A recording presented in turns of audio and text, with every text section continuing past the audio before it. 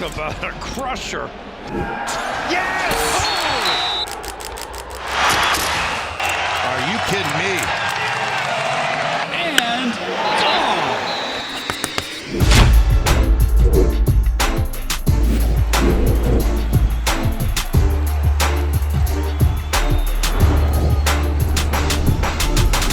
Welcome back to the Schoolyard Sports podcast.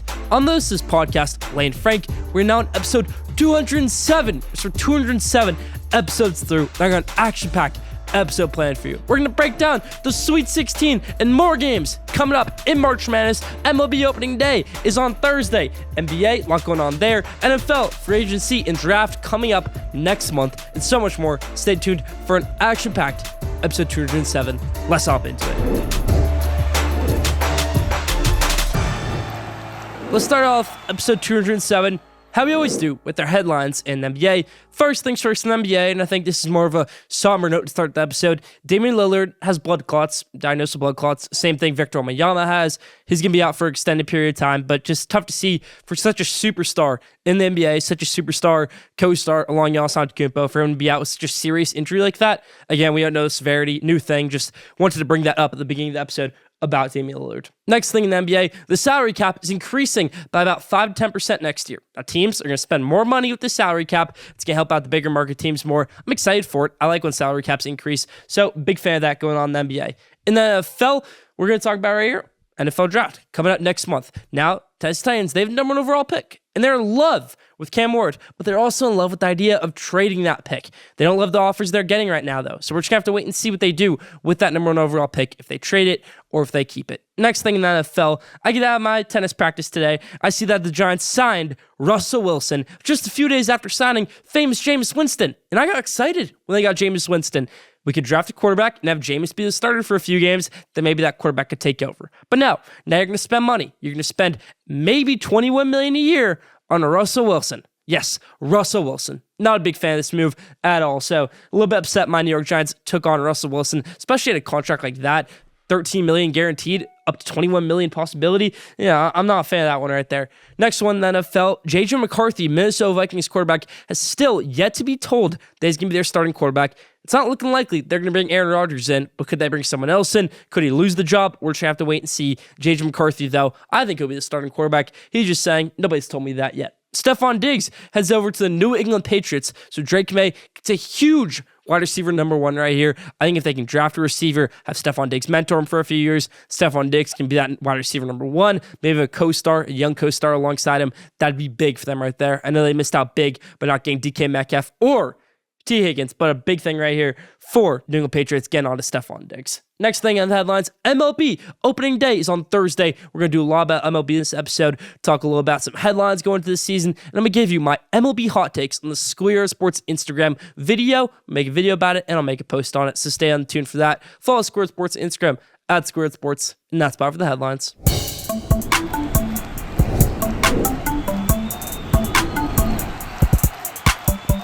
Now, take of the week. This week's take of the week is talking about March Madness. Now, I know a lot of people are upset that there weren't upsets in this year's NCAA tournament. You didn't see the 16-1. You didn't see your St. Francis or your Fairleigh Dickinson or your Middle Tennessee State hopping into the round of 32. Your Princeton in the Sweet 16. You don't see that. You're seeing your 1 seeds. You're seeing your Dukes. You're seeing your Floridas. You're seeing your good teams in there, maybe a little bit underdog in there, at least one Arkansas, a 10 seed in their lowest ranked team in the Sweet 16. But for the most part, the best teams gone to the Sweet 16. A lot of people are upset about that. I'm not. The reason I'm not upset about this is the better teams in the Sweet 16 Elite 8 means the better games. Last year's Final Four was a pretty good Final Four, I could say, but also UConn kind of demolished Alabama at the end of that game. Alabama was about 5 seed. UConn was the number 1 team in college basketball. Purdue, North Carolina State wasn't really a fair game, and then UConn overmatched Purdue in that national championship game. Okay, that was last year. Take it to the year before. Highest ranked team in the Final Four 2 years ago, 2023, was 4 seed UConn.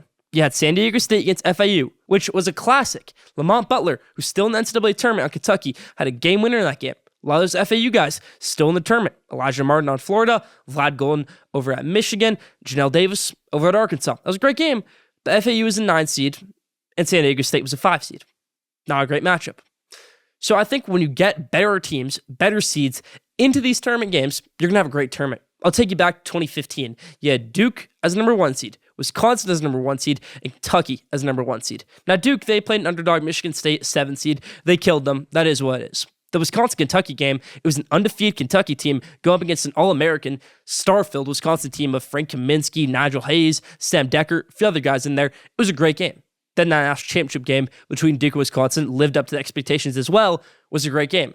So my point is, when you get better teams into the Final Four, you're going to get better games, and you're going to get a better product in the NCAA tournament. So I'm happy that we didn't have as many upsets. It's fun to get upsets, but if you get a Cinderella team every year, it kind of ruins the joy of it. So glad we didn't get a 15-2, glad we didn't get over 16-1, not even a 14-3 or a 13-4 this year, which is good for college basketball. Exciting to see. You still had your 12-5s, you still had your Colorado State, your McNeeses, your Oricons, whatever you want to call it, those Cinderella guys, those fun guys to root for in March Madness. But now you get your superstars. Now you get your Cooper Flags. Now you can dream of that Cooper Flag Derek Queen matchup if that happens. You can dream of those Cooper Flag Mark Sears matchups. You can dream of these Chaz Lanier versus Kelvin Sampson over at Houston. How can he game plan for a player like Chaz Lanier? Michigan versus Michigan State potentially in the Elite Eight. These are the games you look for. Not necessarily Fairleigh Dickinson versus Purdue in a Sweet 16 game. That's not what I'm looking for right here. That's about for Take of the Week this week.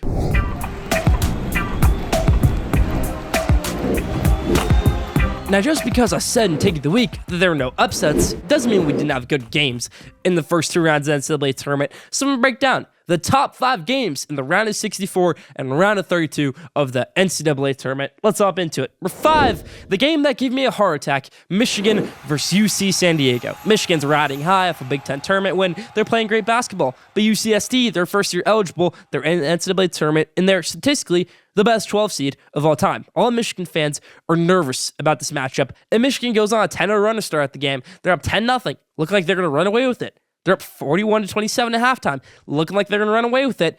At one point in the game, I think UCSD was up 64-62. Then Trey Donaldson hits a huge 3 for Michigan with about 2 minutes left in that game. An awesome game started our first round on that Thursday night. 5, Michigan UCSD. 4, UConn versus Florida. They're at 32. UConn, a lot of people hated on them this year, including me.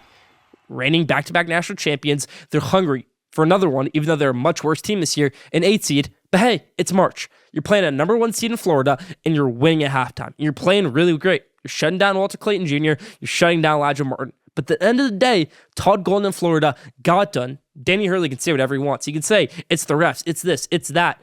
UConn won that game, or UConn lost that game, by 2 points. It was a great game. Florida, 75-77 over UConn in that round of 32. Number 4 on my list. Number 3, a game I love to watch, Gonzaga versus Houston. It was a great game because Gonzaga, also a team, a national powerhouse that fell on tough times this year, became an 8 seed, but they're still in the NCAA tournament. It's tough ask from Houston, 2 mid-major programs, even though Houston's in the Big 12 now. They used to be a mid-major. Just a good game right here.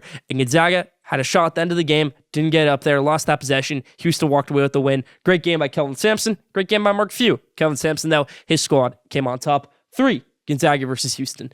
2, BYU versus Wisconsin. Now, I picked BYU, and BYU was in control for most of this game. But like a lot of games in the NCAA tournament, you just never know. I think they were up 10 with about maybe a minute left. Wisconsin ended up getting a last shot to tie it. Didn't happen. Great game, though. BYU versus Wisconsin. 91-89. Cougars over the Badgers. 1, Colorado State versus Maryland. Now, I don't know if you watch Maryland, but I do watch a lot of Maryland basketball. They're very talented. They have great guys all over the floor. If you look at Derek Queen, Jacoby Gillespie, Julian Rice, a few other guys on this team, they're star-studded. And they've lost their past 4 games all on buzzer beaters. Whether it's Northwestern, Ohio State, Michigan, or Michigan State, they lose every game in heartbreaking fashion. So they might be one of the best teams in the country up until about the last 10 seconds of a game.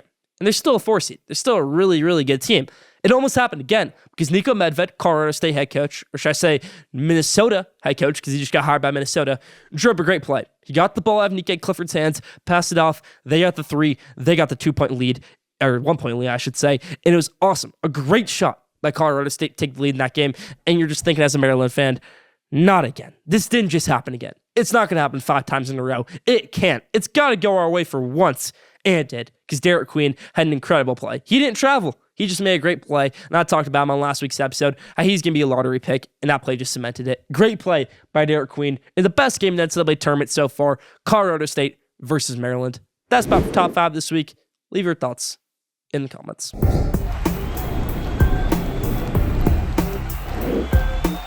Now, did you know? This week's Didn't Know is, did you know for the first time since 2017, none of the top 4 seeds lost in the first round? Did you know that? Leave that in the comments. That's about for Did You Know this week. Now, Around the Bases. And yes, Around the Bases is back. And if you're a new listener or a new viewer, Around the Bases is the MLB version of College Hoops Madness, the MLB version of College Football Showcase, and a great version of me breaking down MLB, whether it's hot takes, picks, or just headlines, which we're doing this week. The top headlines in the MLB. Let's hop into it. Going into this season, one thing I want to touch on first in the MLB is the Rangers have a completely new rotation. They're rolling out with 2 young guys, obviously Kumar Rocker and Jack Leiter. Little bit of MLB experience. Both guys College World Series champions.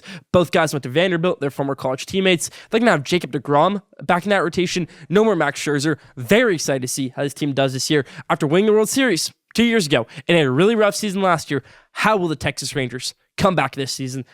Think about that one. Next one.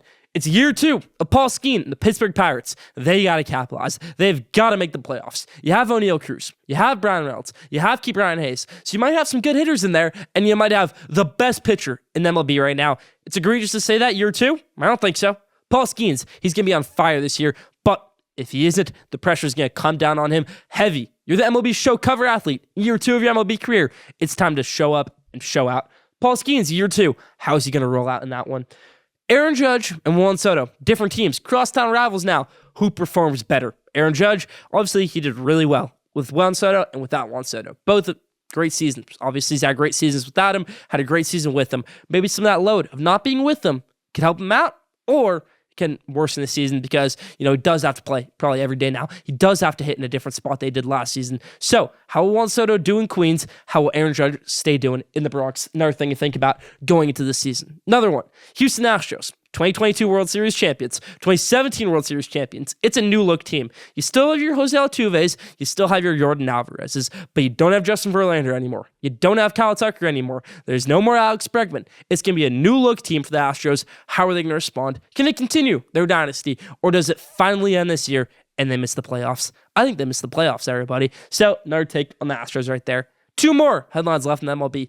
Craig Counsell, the highest paid manager in MLB history, didn't make the playoffs last year with the Chicago Cubs after leaving the division rival Milwaukee Brewers to head over to the Cubs. How can he do with the Chicago Cubs in year 2? You got Dansby Swanson. You got some other guys. You got Kyle Tucker in there now. You still have Shota Imanaga, and you're 0-2 to start the year with that Japan series. So how will Craig Counsell do in year 2 in Chicago? And the last headline I've got for you, the Dodgers. They're reigning champions. They got new guys, and they've got better guys, and they're maybe even healthier than they were last season. But can they repeat? Number 1 headline going into next season, can the Dodgers repeat? That's about for Around the Bases this week, breaking down the top headlines in MLB. If you want to see my MLB hot takes, follow Schoolyard Sports Instagram at Schoolyard Sports, coming out soon in a video and post version. Stay tuned for that. Still more to come on Schoolyard Sports and Lane Frank, episode 207.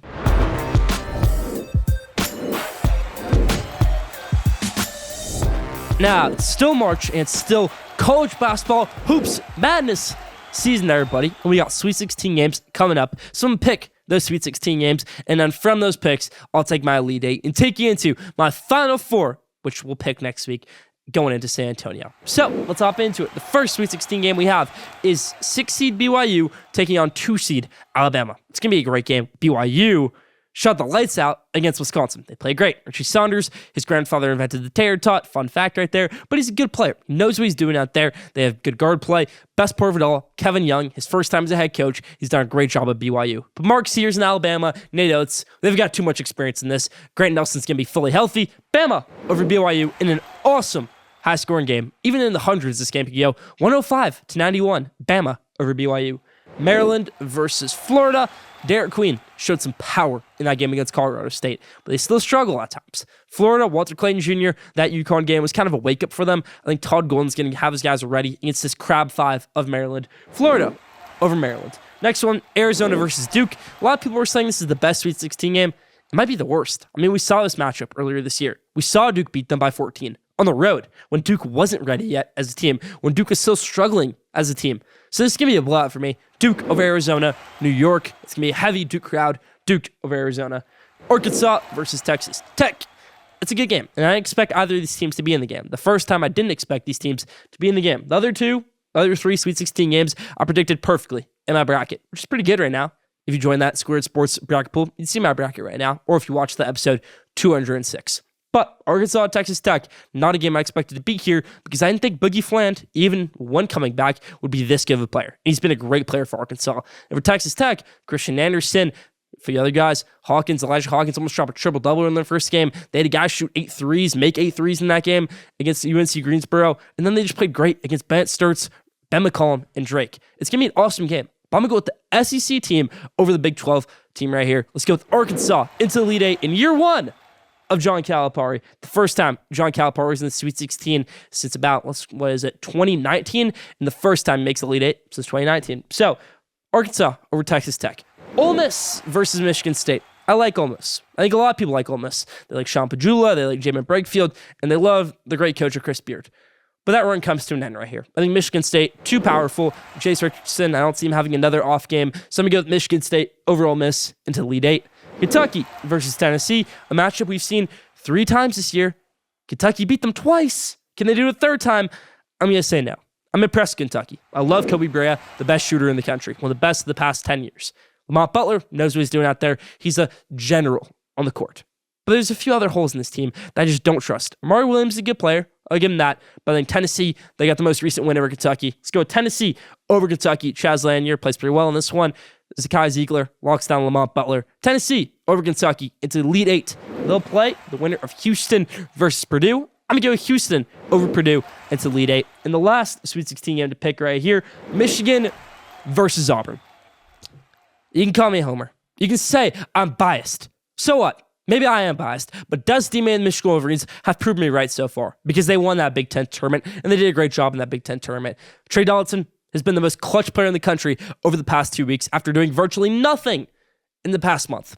Gets the buzzer beater against Maryland. Hits a clutch 3 against Wisconsin. Hits a clutch 3 against UC San Diego. Hits a Michael Jordan-esque layup to win the game as a dagger against A&M. And I think Michigan's just a matchup nightmare for Auburn. I really do. I don't know how Trey Donaldson is going to guard, let's say, their bigger guards, like Todd Pettiford. But what I do know is Janai Broome going up against Danny Wolf and Vlad Golden, it's not going to work out well for him because Danny Wolf shut him down last year in the NCAA tournament when he was on Yale, and Janai Broome and Auburn were first-round exits. Bruce Pearl might be my favorite coach in the country, but I think Michigan gets this win over Auburn right here. Danny Wolf and Vlad Golden get the job done. Go Wolverines! Over Auburn, so Michigan into the Elite Eight. Now let's pick these Elite Eight games.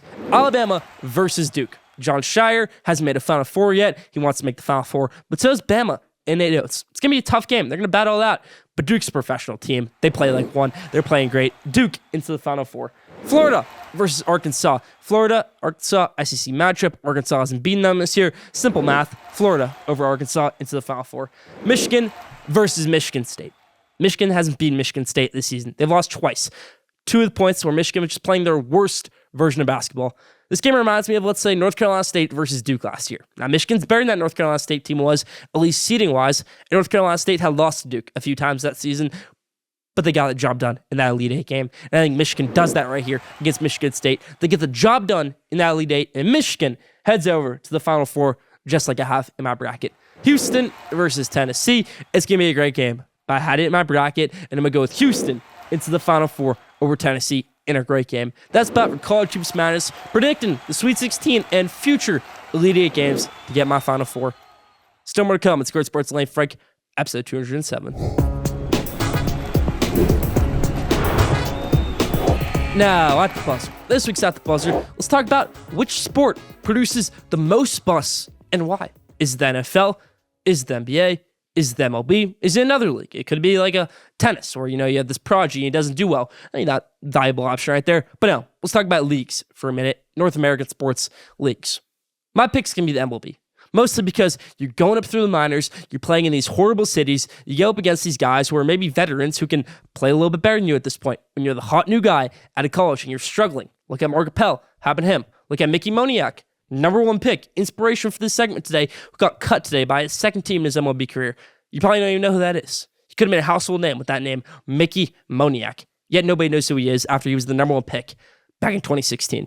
That's just how the MLB draft works. Brady Aiken, he went #1 in 2014. He hasn't played on a single game in I don't think even minor leagues in the past 10 years. It's just crazy how the MLB can work. You see it in the NBA with bust sometimes. Like Hashim Thabit, Darko Milicic, Anthony Bennett, Nerlens Noel, a few other guys in there. Nerlens Noel's figured out a role player type of career. NFL, maybe let's go with a Ryan Leaf. A few other guys in there in the NFL who have been huge busts. Joey Harrington. You don't see it as often in the NFL as you do in NBA or MLB. I think MLB produces the most busts, and the reason is for me, the minor leagues, which is maybe why teams in the future and are doing right now, they're not putting their top guys in the minor leagues. They're putting Paul Skeens right up there in the MLB. They're putting Wyatt Lakeford right there up there in the MLB. They're putting Nolan Schadenall right up there in the MLB. They're going to put Jackson Holiday and Gunnar Henderson up right away because they don't want them slumming it out in the minors and getting a bad mentality. So that's about for At the Buzz this week. The MLB produces the most busts of any sports league, and that's why.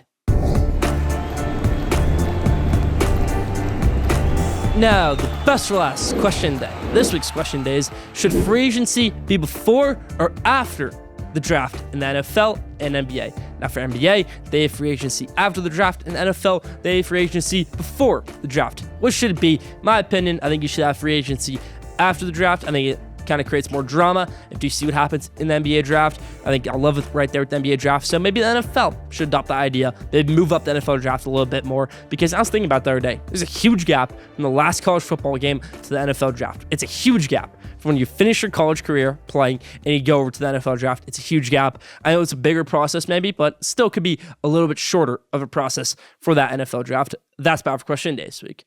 That's about for Schoolyard Sports Lane Frank, episode 207. Thank you for tuning in. Follow Schoolyard Sports on Instagram at Schoolyard Sport. Follow Schoolyard Sports on X at Schoolyard Sport. Don't forget to subscribe, rate, and review for the best sports content in the world. Be back next week, episode 208. Stay tuned.